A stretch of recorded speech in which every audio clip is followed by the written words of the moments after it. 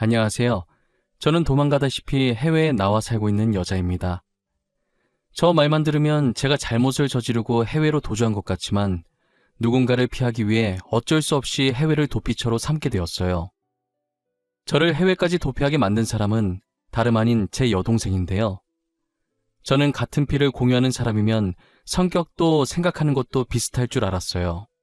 하지만 살아온 환경이 다르면 같은 피를 공유하는 것도 소용이 없었는지 저와 동생은 전혀 다른 생각과 성격을 지니고 있었어요. 예상하셨겠지만 저와 여동생은 부모님의 이혼으로 제가 9살이 되던 해부터 떨어져 살았었어요. 그리고 성인이 되어 제가 번듯한 직업을 가졌을 때 다시 만나게 되었죠. 다시 만났던 당시는 너무나도 반갑고 다시는 떨어지고 싶지 않았었어요. 지금은 얼굴도 보고 싶지 않고 같은 공간에 있고 싶지도 않은 둘도 없는 원수지간이 되었지만요. 제가 지금부터 여러분들께 저와 여동생 사이에서 있었던 일을 하나씩 들려드리려고 합니다. 저도 처음부터 불행을 타고 태어난 아이는 아니었어요. 다른 친구들과 똑같이 다정한 어머니 아버지를 뒀고 굉장히 화목한 가정에서 자랐었어요. 저희 가족을 한순간에 나락으로 빠뜨린 건 우리나라를 떠들썩하게 만든 IMF였어요. 저희 아버지는 IMF를 직격타로 맞으셨고 회사에서 직원 3명을 정리해고 시켰었는데 그 중에 한 명이 아버지셨어요. 늘 다정하고 저와 여동생을 이뻐하셨던 아버지셨는데 실직을 하신 뒤로는 예전 모습을 찾아볼 수가 없었어요. 매일같이 술을 찾으시고 술만 마셨다 하면 난폭하게 변하셨거든요. 바뀐 아버지의 모습에 저희도 힘들었지만 저희보다 더 힘든 건 어머니셨어요. 아버지는 술이 떡이 되어 어머니께 행패를 부리는 게 일상이었어요. 어머니는 어떻게든 우리 먹여 살리려고 돈 되는 일 뭐든 하면서 아등바등 사시는데 아버지는 다시 일어날 생각은 안 하고 집에만 있었어요. 동생과 저는 유치원과 학교를 다녀와서 아버지를 마주하면 항상 두려움에 떨고 있어야 했어요. 집에 있으면서 괜히 아버지 심기 건드렸다가 언제 달려들지 모르니 저희는 하교하면 집으로 바로 가지 않고 학교 운동장에서 놀다가 어머니 퇴근 시간에 맞춰서 들어가기 일쑤였어요. 동생이 태어나서 동생이 더 이쁨을 많이 받아서 질투했었는데 이럴 땐 동생이 있어서 다행이더라고요. 아무래도 혼자보다는 둘이 있는 게 더 나으니까요. 어머니는 혼자서라도 일해서 저희를 키우려고 낮이며 밤이며 일을 하러 다니셨어요. 식당에서 설거지를 얼마나 하셨는지 손에 진물이 났는데도 괜찮다고 웃으면서 일을 나가셨어요. 아버지는 어머니가 고생을 한다는 걸 아는지 모르는지 술 사 먹기에 돈 내놓으라고 난리였어요. 그런 아버지 때문에 어머니의 한숨소리는 끊이질 않았어요. 이렇듯 아버지는 어머니께 매일같이 돈 타령을 했고 돈을 벌어오면 벌어오는 족족 가져가서 술 먹는데 다 쓰셨어요. 어머니께서 그러지 말라고 아버지께 화를 내보시기도 하셨었어요. 하지만 아버지는 들은 척도 하지 않으셨죠. 돈 내라 돈. 집에 술이 다 떨어졌잖아. 너 오늘 월급 받았을 거 아니야. 돈 내놔. 돈을 나한테 맡겨놨어요? 제발 그만 좀 하고 정신 좀 차리세요. 애들 앞에서 이러는 거 창피하지도 않아요? 저 돈 없어요. 그러니까 돈 찾지 마세요. 아니 저것이... 야! 누가 지아비한테 눈을 똑바로 뜨고 대들어? 돈 달라고 하면 얌전히 주면 될 것이지 말이 왜 이렇게 많아? 아버지가 손을 올려 어머니 뺨을 내리친 건 순식간에 벌어진 일이었어요. 어머니도 아버지께 처음 뺨을 맞아보신 거라 당황해서 아무 말도 못하고 맞은 부위를 손으로 감싸고 아버지를 쳐다보셨어요. 아버지도 욱한 감정으로 그런 거라 자기 손을 보면서 많이 당황해 하시더라고요. 그러더니 먹다 남은 술병을 챙겨서 그대로 밖으로 나가는 거예요. 저와 동생은 어머니께서 우는 모습을 그날 처음 봤습니다. 저희가 할 수 있는 건 그저 어머니 어깨를 토닥거리는 것밖에 없었어요. 어머니는 저희를 껴안고 이런 모습 보여서 미안하다고 소리내어 우셨어요. 처음이 어렵다고 아버지는 그 뒤로도 어머니께 폭력적인 모습을 보이셨어요. 저는 그런 모습을 더 이상 보고 싶지 않아서 어머니께 이혼하는 게 어떻겠냐고 했지만 저희를 아빠나 엄마 없는 아이로 키우고 싶지 않다고 이혼하지 않겠다고 하셨어요. 동생은 어린 나이라 아직 철이 없어서 그런지 이혼하지 말라고 울고 난리더라고요. 어머니는 그런 동생을 껴안으면서 절대 이혼 안 할 거니까 걱정하지 말라고 했어요. 그런 일상이 반복되고 있었는데 갑자기 아버지께서 멀끔한 모습으로 나가는 거예요. 나가기 전 어머니께 그동안 미안했다고 앞으로 가족을 위해 다시 열심히 살아보겠다고 하시더라고요. 어머니와 저희는 드디어 아버지가 정신을 차렸다고 다시 예전으로 돌아갈 수 있다고 생각을 했어요. 하지만 아버지는 저희의 기대를 완전히 짓밟아 버렸어요. 한동안 취직을 위해 멀끔한 모습으로 나간 줄 알았던 아버지는 다른 여자와 바람을 피고 있었어요. 어머니는 아버지의 외도를 눈치채고 여기서 멈추라고 했지만 아버지는 그럴 생각이 없어 보였어요. 어머니가 집에 있는데도 뻔뻔하게 상간녀를 데리고 집 안까지 들어오시더라고요. 어머, 아줌마 일하러 안 가셨나 봐요. 우리 오빠한테 이야기 많이 들었어요. 고생 많이 하셨나 보네. 얼굴이 많이 상하셨어요. 지금 당신 나랑 뭐 하자는 거야? 저 여자를 왜 집으로 데리고 온 거냐고? 제정신이야? 애들도 있는데 당신 바람핀 거 자랑하려고 왔어? 이 언니 왜 이렇게 날이 서 있어? 역시 없이 사는 집안이라 그런가? 성깔이 너무 더럽다. 언니, 그동안 수고하셨어요. 이제 저희 오빠 놔주세요. 오빠는 이제 제가 먹여 살릴게요. 이제 그만하자. 어차피 이렇게 사는 거 지긋지긋했잖아. 안 그래? 우리 각자 떨어져 사는 게 서로에게 더 좋지 않겠어? 그래요, 언니. 그리고 오빠는 언니보다는 돈 많은 저랑 사는 게 더 행복할걸요? 언니도 돈 못 버는 남편이랑 살 바엔 혼자 사시는 게 낫지 않겠어요? 아버지의 상간녀는 뻔뻔하게 저희 집에 온 것도 모자라서 어머니를 무시하기 바빴어요. 아버지는 매일 술만 마시는 백수 주제에 어디서 저런 부잣집 여자를 만나셨는지 능력도 좋았어요. 상간녀는 쉬지 않고 입을 놀렸고 이제 자기가 아버지 부인이니 어머니한테 저를 데리고 이 집에서 나가라고 하더라고요. 그동안 저희를 위해 이혼 생각하지 않았던 어머니는 아버지의 외도에 참을 수 없다며 바로 이혼 서류를 작성하셨고 그렇게 아버지와 어머니는 이혼을 했어요. 부모님의 이혼으로 저는 어머니를, 여동생은 아버지를 따라가게 되면서 저와 동생이 떨어지게 되었어요. 아버지의 외도로 이혼을 하게 된 것이라 이혼 책임이 아버지께 있어서 어머니께 위자료를 줘야 했는데 양육비는 안 주려고 한 명씩 데리고 간 것이었어요. 여동생은 아버지와 함께 가지 않으려고 울고불고 난리였고 아버지는 그런 여동생을 들쳐업고 저와 어머니의 반대 방향으로 걸어 나갔어요. 그게 여동생의 마지막 모습이었어요. 어머니는 이혼을 하시고 저 하나만 바라보며 열심히 사셨어요.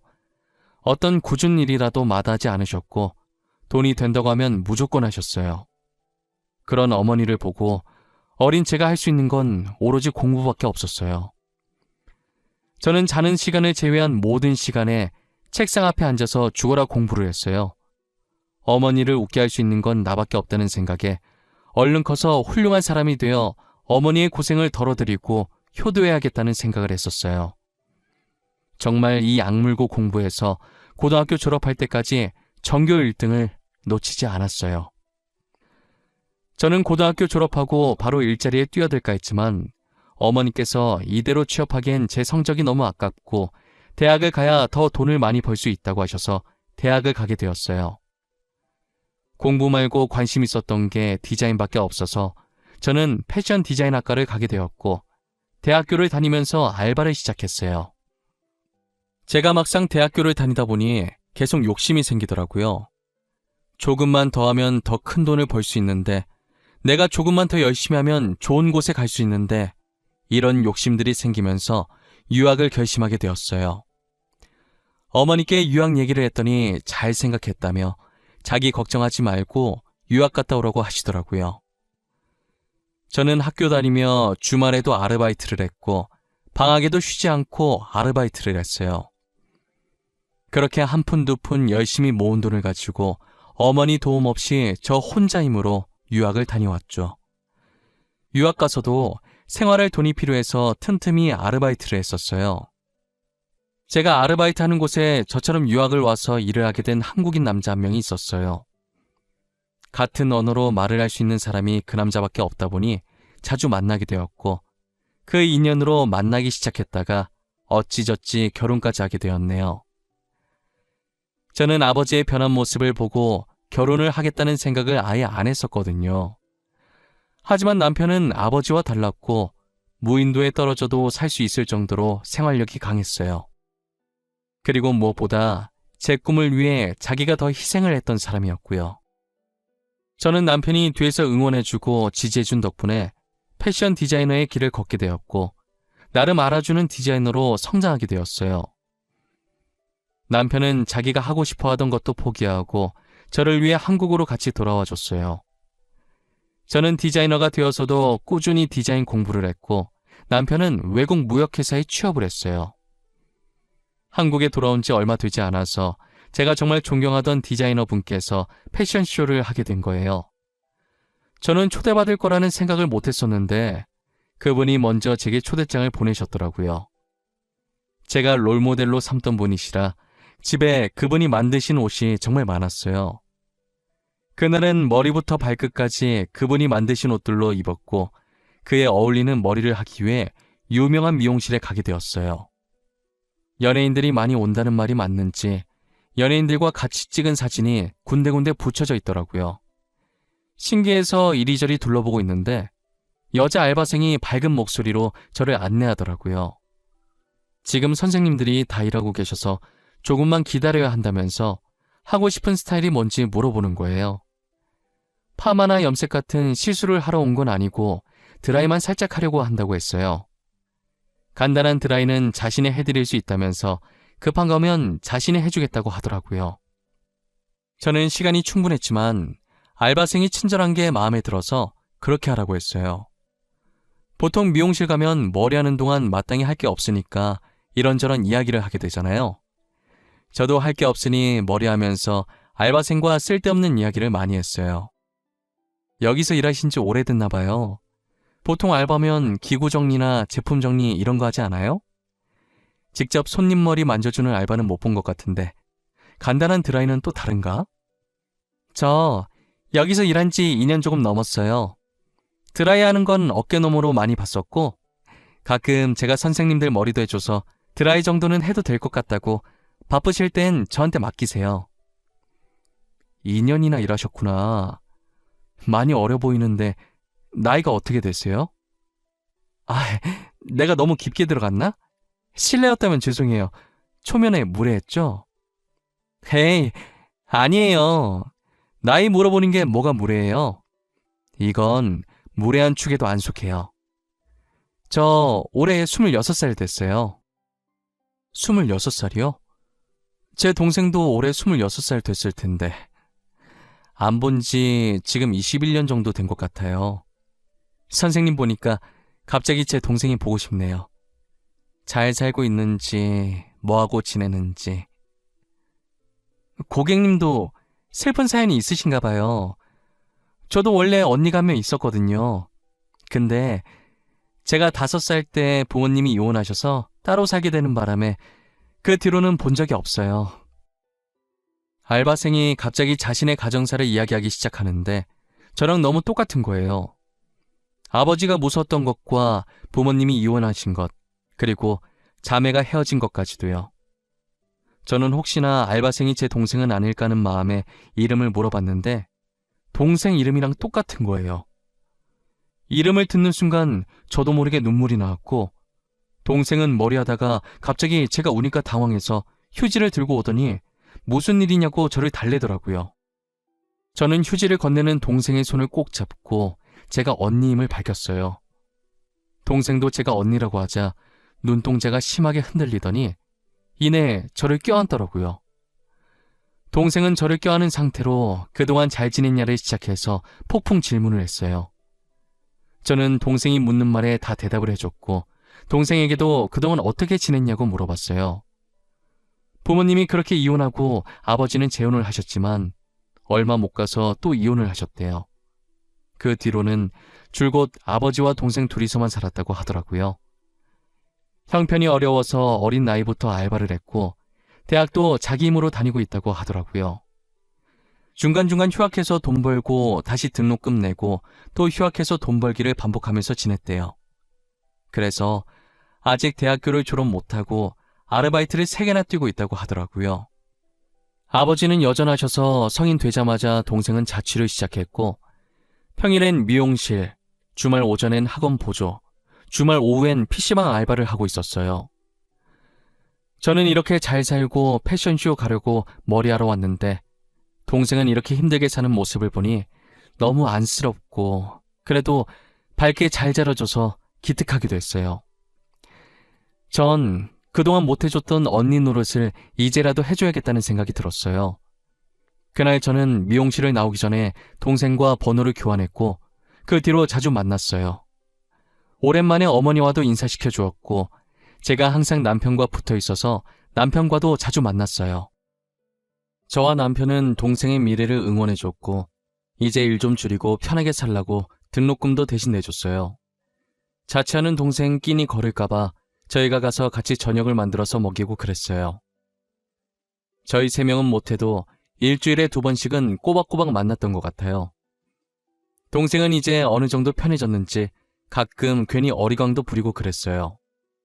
저희한테 기대고 어리광 부릴 만큼 동생이 많이 편해졌다는 생각이 들어서 좋았어요. 그동안 투정도 부리고 싶었을 텐데 지금이라도 동생이 하고 싶은 거 다 해주고 싶었어요. 평소처럼 3명이 모여서 밥을 먹고 있었는데 동생이 미용사 자격증을 따고 싶다고 하더라고요. 자격증이 있으면 지금 다니고 있는 미용실에서 계속 일을 할 수 있을 것 같다면서요. 언니, 나 미용사 자격증 따고 싶어. 언제까지나 알바 신분으로 있을 순 없잖아. 손님들이랑 수다 떠는 것도 재밌고 선생님들도 좋으신 분들이라 지금 미용실 계속 다니고 싶어. 그래? 그럼 따면 되지 뭐가 걱정이야. 너 저번에 내 머리 해주는 거 보니까 어깨 넘어 배운 거 치곤 잘하던데? 제대로 배우면 더 잘할 것 같아. 뭐가 걱정이긴. 당연히 돈이 걱정이지. 지금 알바에서 번 돈으로는 월세 나가고 생활비에 쓰면 빠듯해서 자격증 딸 돈이 없어. 수강료도 수강료지만 재료비로 많이 나와서. 그래서 그렇게 주눅 들어 있었던 거야? 학원 내가 등록해 줄게. 그리고 재료비 걱정하지 마. 그것도 내가 내줄 테니까. 동생 힘들다는데 돈 버는 언니가 나서줘야지. 안 그래? 저는 동생이 돈 없어서 주눅 들어있는 모습이 보기 싫었어요. 늘 당당한 동생인데 항상 돈 얘기만 나오면 어깨가 축 처져 있거든요. 언제나 당당하고 자신감 넘치는 모습으로 살아주길 바랐어요.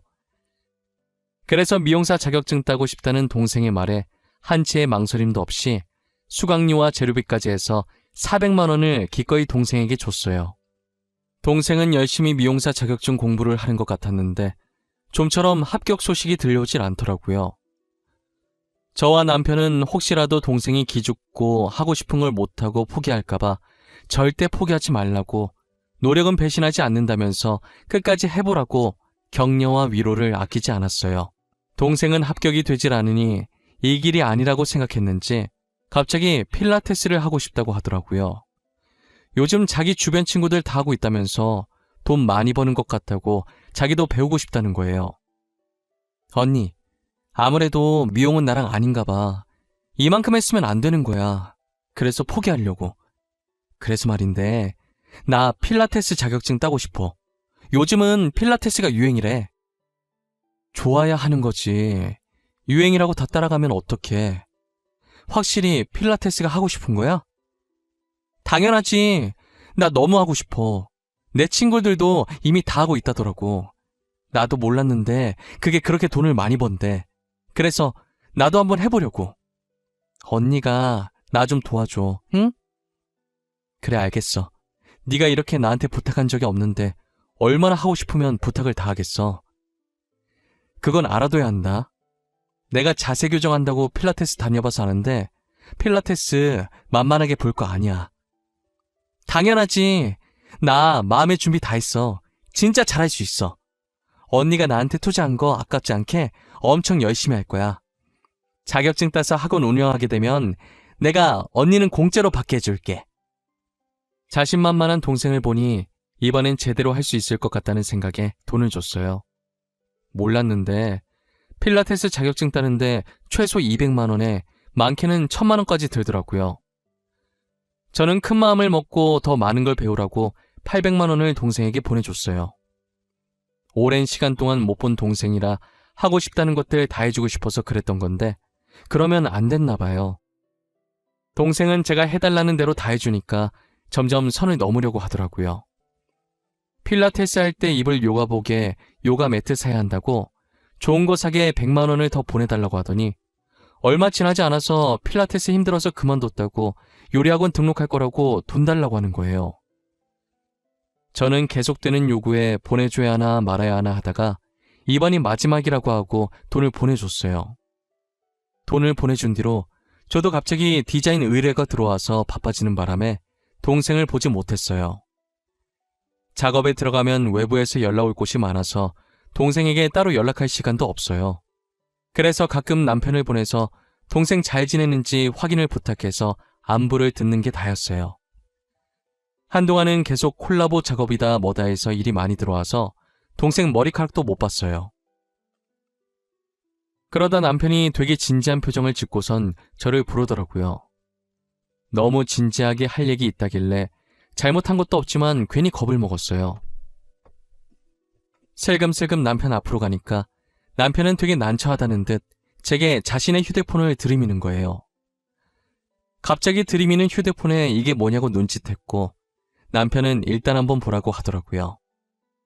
저는 남편의 폰을 받아들었고 화면에 떠있는 메시지 창을 읽었어요. 이상한 사진과 함께 어떤 여자가 남편한테 오빠 오빠 하면서 문자를 보냈더라고요. 남편은 답장한 게 없길래 더 있나 싶어서 위로 올려보니 이런 문자를 보낸 게 한두 번이 아니더군요. 누가 이딴 걸 남편한테 보낸 건지 보려고 문자창에 떠있는 번호를 봤는데 처제라고 저장되어 있는 걸 보니 제 여동생인 거예요. 언제부터 문자 온 거냐고 했더니 제가 한참 일하느라 동생을 못 챙겼을 때부터라고 하더라고요. 남편은 제가 시키는 대로 동생 챙겨주러 간 것뿐인데 동생은 혼자 착각을 하고 남편에게 흑심을 품고 어떻게 해보려고 사랑 가득한 말과 함께 자신의 이상한 사진을 보냈던 것이었어요. 아마도 남편을 꼬실 겸 제가 이걸 보고 오해를 해서 남편과 헤어지길 바랐겠죠. 저는 이걸 가만히 두면 안 되겠다는 생각을 했고 남편 휴대폰을 들고 곧바로 동생의 집으로 갔어요. 당시 제가 무슨 정신으로 운전을 했는지도 모르겠고 도착해보니 15분 걸릴 거리를 9분 만에 왔더라고요. 차에서 내리자마자 엘리베이터 기다릴 여유도 없이 계단으로 동생 층수까지 뛰어 올라갔어요. 저는 동생 집 비밀번호를 누르고 문을 열자마자 동생 머리채를 잡고 따졌어요. 이 기집애 진짜 미친 거 아니야? 감히 언니 남편을 꼬시려고 해? 네가 지금 제정신이야? 내가 지금까지 너한테 어떻게 했는데 사람 뒤통수를 이렇게 치고 있어? 이거 놔! 내가 꼬신 게 아니라 형보다 나를 좋아했어. 진심으로 사랑했다고. 우리 사랑을 방해한 건 언니야. 언니 때문에 형부가 나한테 못 온 거라고. 네가 일방적으로 한 게 뭐가 사랑이야. 내가 네가 보낸 문자 안 본 줄 알아? 자, 여기 있다. 네가 보낸 문자. 너만 주구장창 보냈지. 우리 그 애는 답장한 거 하나도 없어. 안 보여? 답장을 안 보낸 게 아니라 언니 때문에 못 보냈겠지. 상혁 오빠, 나 진짜 좋아해. 언니가 아니라 나를 좋아한다고. 언니는 가진 것도 많으면서 욕심이 왜 이렇게 많아?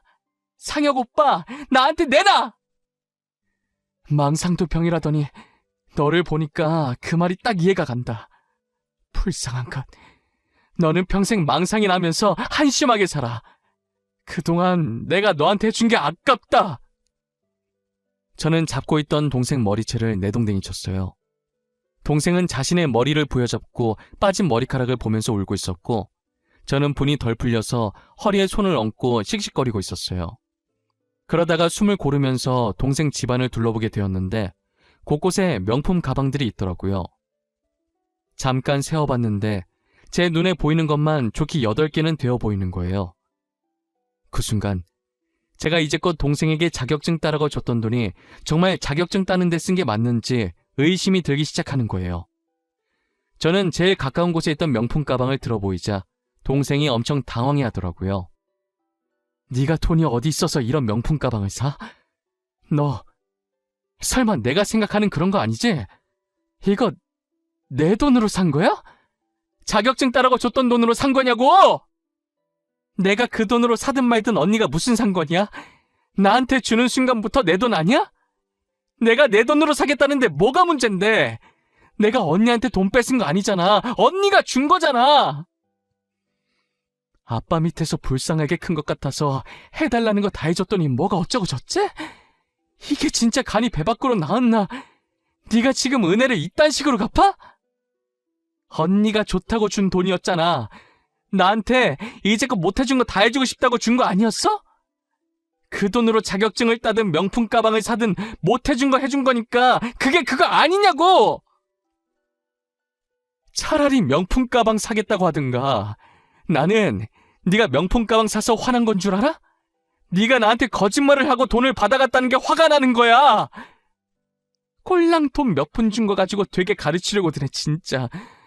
돈 좀 번다고 저렇게 나대도 되는 거야? 누가 보면 지가 내 엄만 줄 알겠어. 저는 동생의 혼잣말에 너무 화가 나서 동생의 뺨을 내려쳤어요. 그리고 옆에 가위가 보이길래 가위를 들고 와서 명품 가방을 다 잘라버렸는데요. 명품 가방이 하나씩 가위에 잘리는 걸 볼 때마다 동생이 하지 말라고 울부짖더라고요. 뒤늦게 저를 따라온 남편도 제 모습을 보고 이 정도면 됐다고 말리더라고요.